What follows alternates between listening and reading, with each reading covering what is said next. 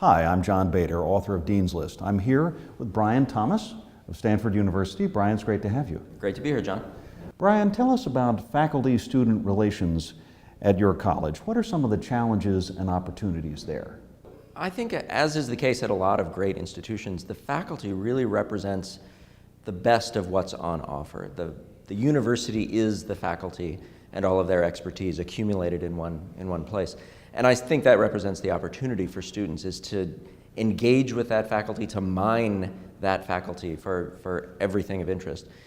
The challenge, correspondingly, I think at Stanford, has to do with the fact that the faculty are so remarkable, so distinguished within each of their fields. And as a result, I think undergraduates sometimes sense a real hurdle when it comes to getting themselves on the radar screen of a particular faculty member. How can a student find and build a relationship with a mentor? And are advisors and mentors the same thing? I think some students and some advisors and some mentors use those terms a little bit interchangeably. I would argue that advising has a role at a different scale in a student's undergraduate career, whereas mentoring I think of as taking place over an extended period of time and perhaps in a narrower, more focused area of interest that the student and the mentor have in common. At Stanford, I think there's some things students can do that are really useful in terms of getting themselves in front of the right faculty person. And I really think that has to do with engaging with that professor's work. At Stanford, at many other institutions, the faculty are spending a lot of time on their research. And I think when students can go and read a primary research paper, a peer-reviewed book chapter, and engage the faculty on those terms, I think they're distinguishing themselves a great deal. How does a student make sense of conflicting advice from different people? I think the challenge here that students sometimes don't appreciate is that as faculty, as deans, we also grapple with the issues associated with getting conflicting advice from different people. And I think as a higher order analytical task, this is something that every single person is constantly growing into. How to weigh and how to evaluate the relative merits and the extent to which different pieces of advice are on target for a particular task or interest. If undergraduates are not the main focus of a particular professor, what could the student do to get their attention?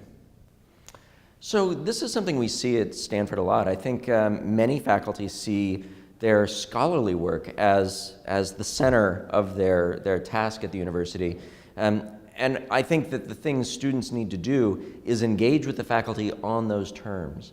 I frequently recommend that a student go and find a paper that one of these professors has written, and whether they understand it all or not, to extract what they can out of that paper and bring questions. When a faculty member sees a student do that, they see a tremendous amount of initiative on the part of the student, and they see specific scholarly reasons to interact with that student in a constructive way.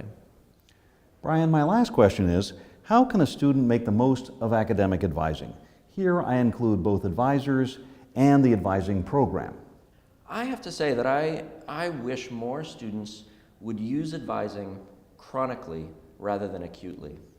I think that when students come in to meet with an advisor at the last minute or with a specific problem that's reared its head, I think what we're seeing there is a lost opportunity for that student to be more proactive with the way they reach out to advisors, not just one advisor, but a suite of advisors, to really sculpt for themselves what their undergraduate career is going to be like.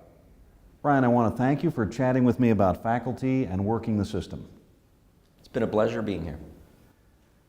Well, that'll do it for today. If you're interested in these issues or would like to learn the 11 habits of highly successful college students, do check out Dean's List. Thanks for listening.